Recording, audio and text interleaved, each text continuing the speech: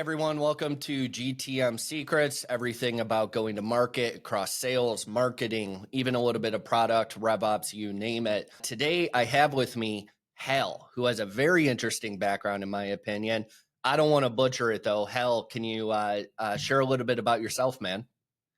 Yeah, so I've been, I guess, about me personally and in my career, I've been in sales now for a long time, 20 some years, I guess. Everything from, field sales, running around oil fields in West Texas and doing video surveillance. And we discussed a little bit some of the scariest places on earth.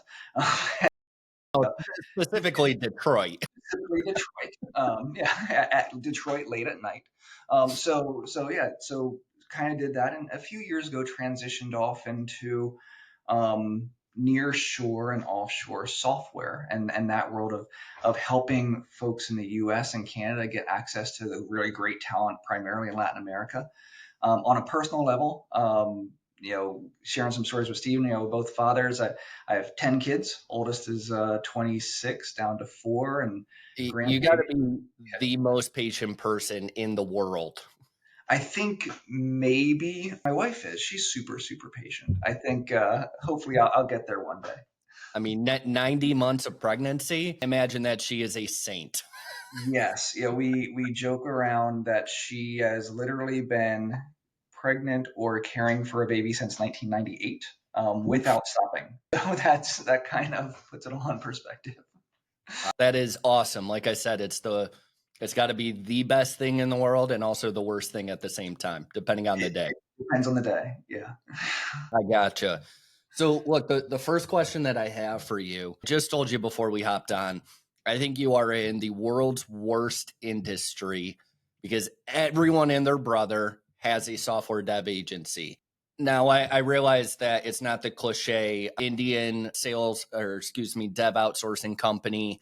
It's not the ridiculously expensive US outsourcing, but there are still a bazillion, to be technical, nearshore dev shops. hmm How in the world do you compete? I've seen your background. You have a track record of doing this at multiple dev shops.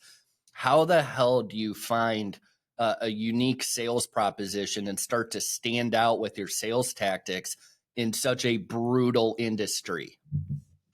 Yeah, well, actually, the brutality of the industry helps if Okay. you're willing to go against that flow. I talk to so many people who have legitimate concerns. They're like, I think I might be working with a sweatshop. That like really have that concern that the people they're working with aren't necessarily getting a fair shake. And from a selfish capitalist perspective, the software being built doesn't come out as well when the engineers are miserable in their careers.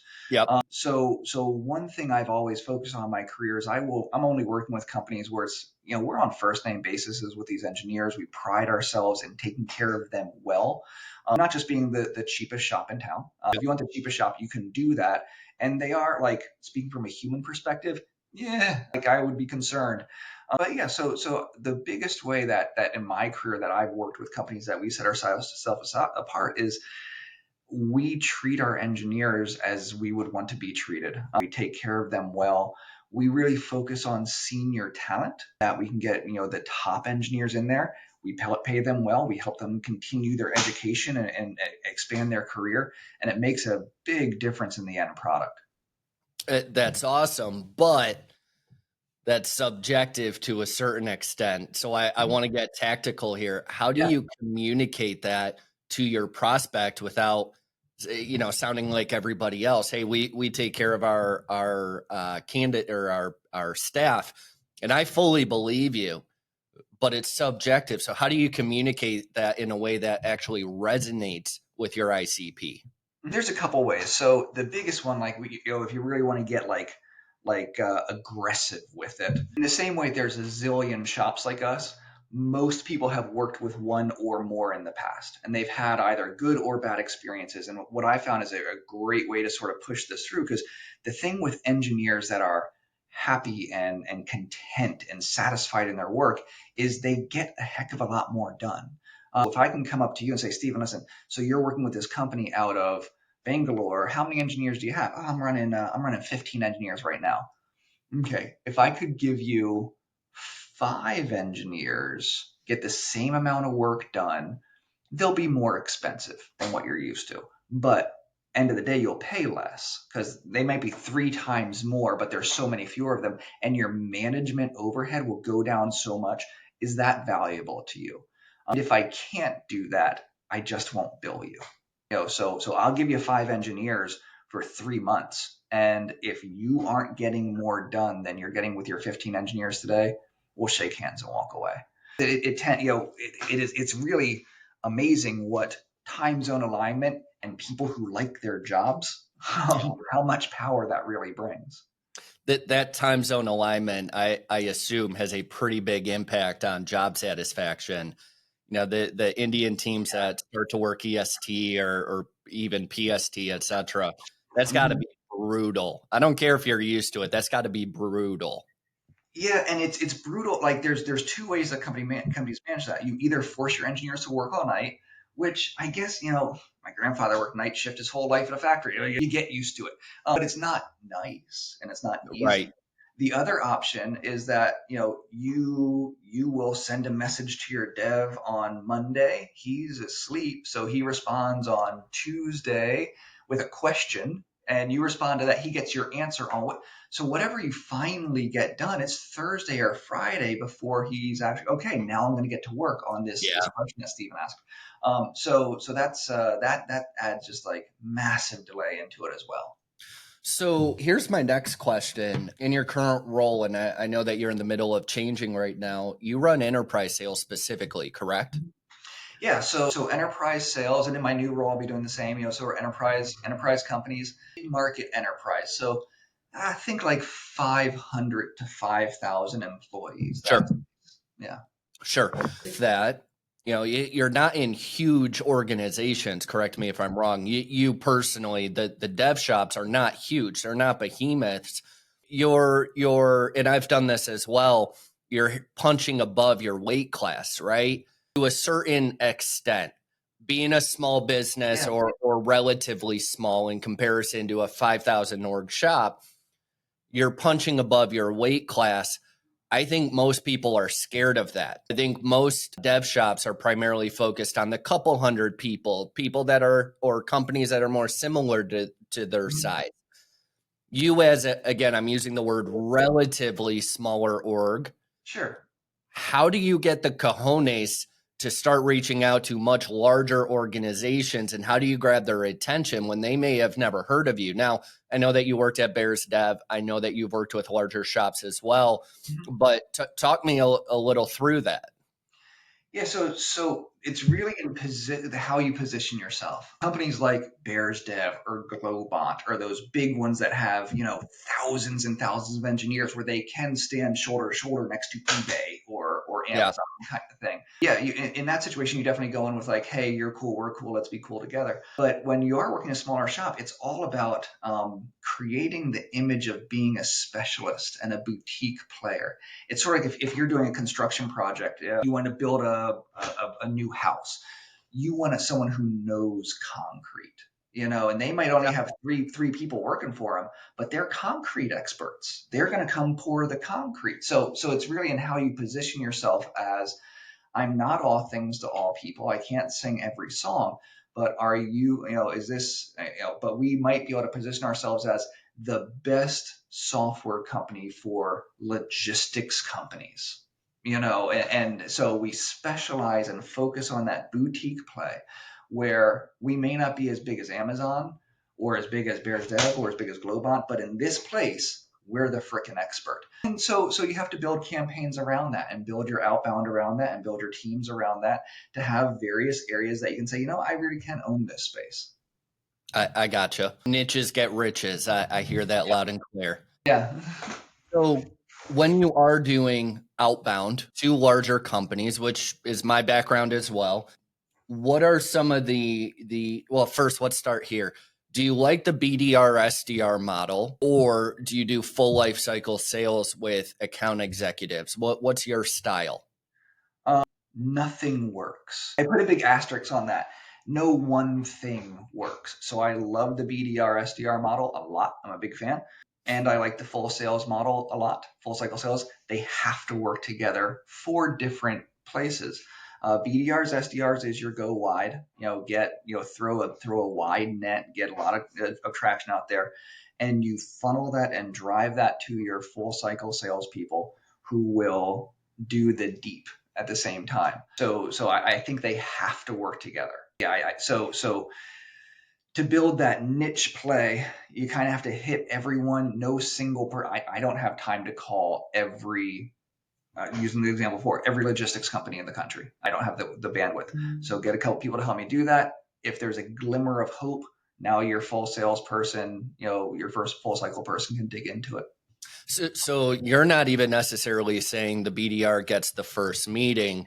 You're just saying that they've expressed interest in some way, shape, or form, and that's when you bring the AE in. Is that correct?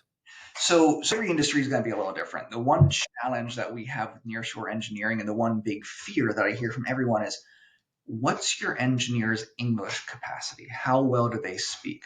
So I am a big fan of working with BDRs and SDRs who are in Latin America, who do not speak English as a first language, because I want the first voice my client hears to be someone who doesn't speak English as a first language and speaks English really well. That's interesting. That is very interesting. I would dare to say most people, if they hear a non-English speaker, they shy away immediately. Here's the thing, though. You're looking for non-English speakers. I get the point. Yeah. I imagine that for the right person, it resonates, but tell me if I'm wrong. A lot of them probably get told to go F off. I think that's the life of an SDR. I get told that all the time too. That is fair. So, my theory may not hold water at the end of the day, but no. I mean, you have a successful career. What you're saying does make sense for the right person. I think that's a very good philosophy. I just find it counterintuitive from what I have experienced. Doesn't mean that it doesn't work.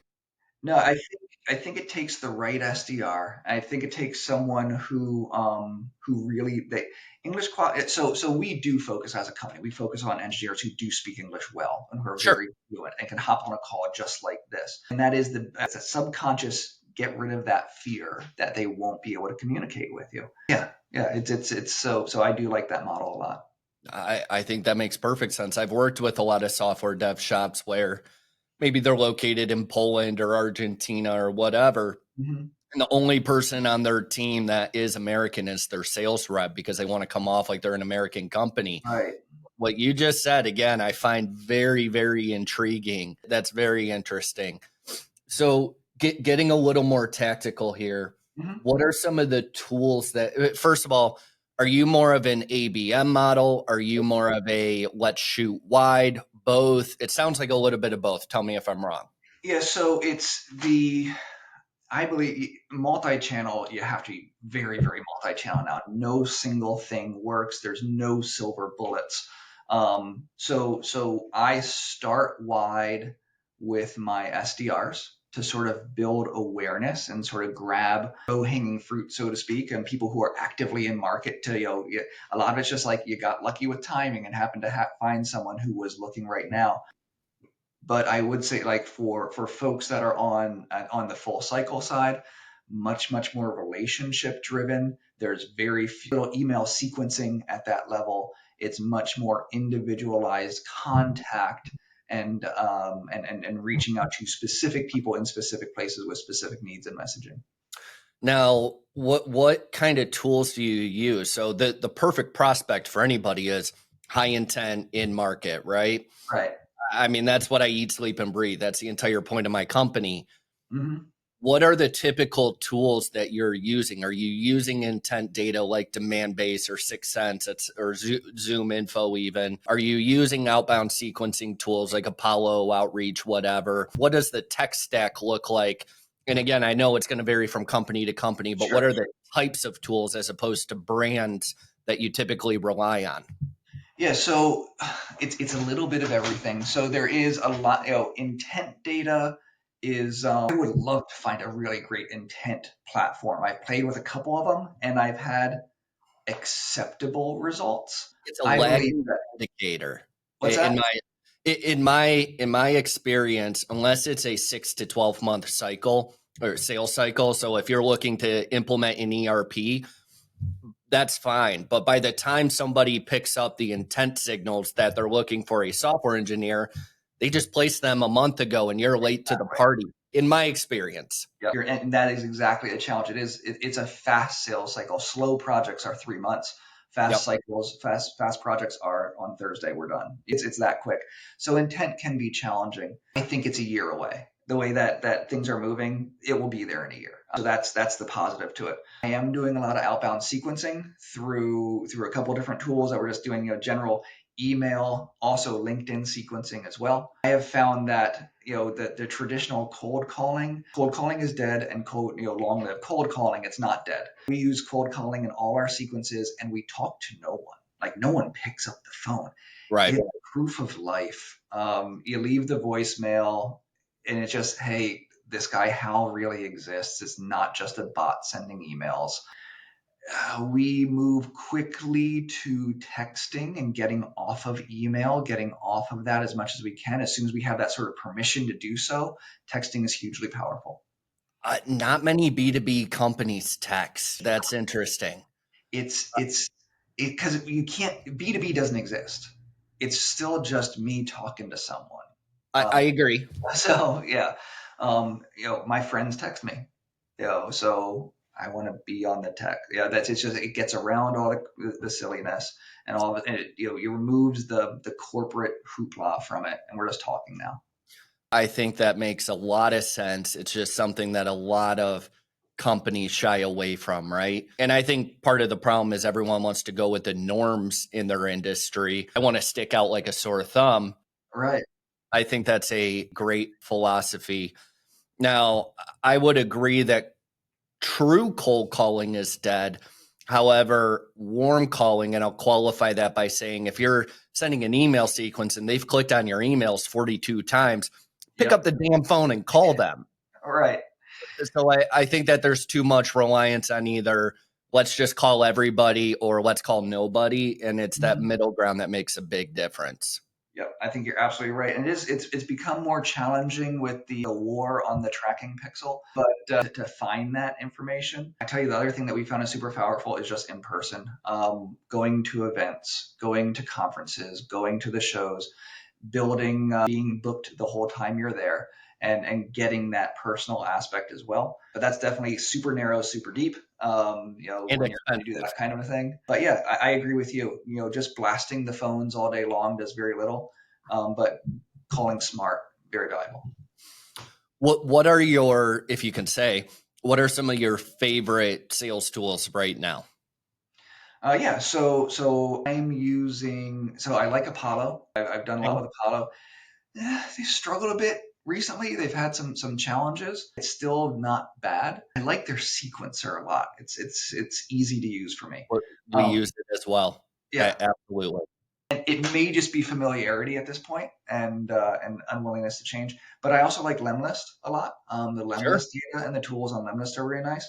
I do use a couple different parallel dialers, Salesfinity for outbound calls. I like those a lot. I use Dialpad for texting just because it's so much easier, in my opinion. If I'm gonna I gotta text these 35 people that I'm just keeping up with. Typing it out is just easier than getting on my phone. Are you team HubSpot or team Salesforce?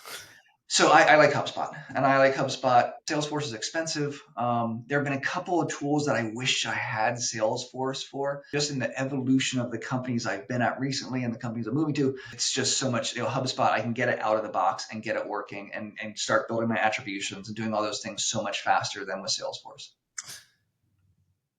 I have started to come over to the HubSpot side. Now we're on Salesforce. I just signed a 5-year deal with them. We're not going anywhere. Sure. But I used to call HubSpot CrudSpot. I think they have come a very long way. I own a RevOps company too. 50% of what we do is in HubSpot. I am much, much more affectionate to it than I used to be. I think they have come a long way. So I'll give you that.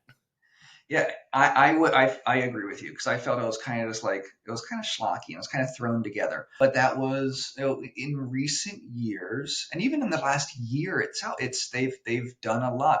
There are some key things I wish it had that it doesn't. There's some things that I'm just like, oh guys. But overall, I'm pretty happy with it. The only thing that I will knock them for is that because they are taking more market share, they have given people the middle finger on pricing. It is no longer much, if any, cheaper than Salesforce.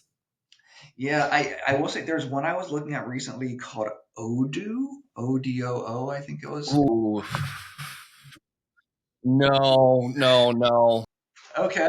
It's more of a open source ERP type platform that we've done a lot of migrations for companies out of Odoo. Okay. It's rough, man. And the UI looks like it was from the 90s.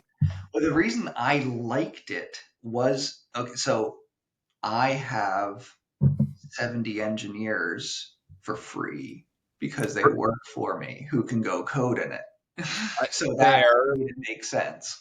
And I bet the tie-in with resource management and project management is pretty helpful. So, all right, I can get on board with the concept of it, but man, it's not my favorite. I'll go anyway. Very fair.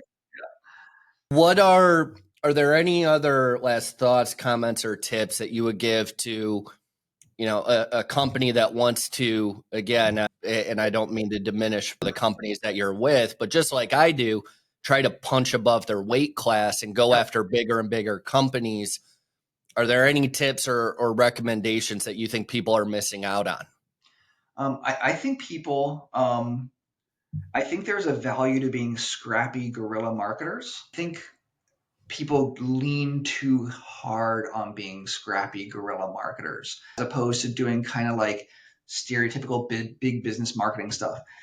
Man, 10 years ago, I was working for a small company. There was like 40 of us. And this was in the physical security world where a lot of these companies are like, we were competing against Panasonic, and like companies that were like established for 100 years with 150,000 employees.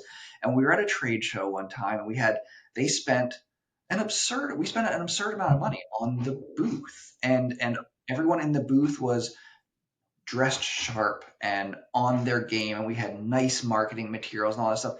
And I was talking to someone from a very large potential client, and they're like, well, how big are you? And I was like 45 people. And the individual looked around like, oh, I thought you were like 1,000. I was like, no, it's like, see these people? This is half the company. There's no one at headquarters right now. And we ended up getting that business over some companies like these massive big companies. And it's simply because we gave the appearance of professionalism as opposed to we're cool and scrappy, And I think there's definitely a place for we're cool and scrappy. But when you're trying to get GoDaddy to pay attention, you're trying to get Uber to pay attention. Yeah. Scrappy can go so far, but they want to know that when they send an email, you're going to respond. And when their attorneys call, you're going to have an attorney answer the phone, not like an intern who really likes it, So I think there's something just that professionalism aspect when you're dealing with someone who is that style organization. Yeah, I think so. I'm a big fan of not having formality in sales because you can't build relationships with formality. But formality and professionalism are not the same thing, and you better come off as professional as you damn well can. Right. Yeah. You can have your bros on the phone, but the contract better be solid. And your billing process needs to work, and like all that stuff needs to be good. You can't half-ass that part of it. You just have to. Yeah, I fully agree with that. Well, Hal, this is awesome. I think a lot of people will get a ton of value out of this. Really appreciate having you on, man. It was really fun. I appreciate it. Yeah.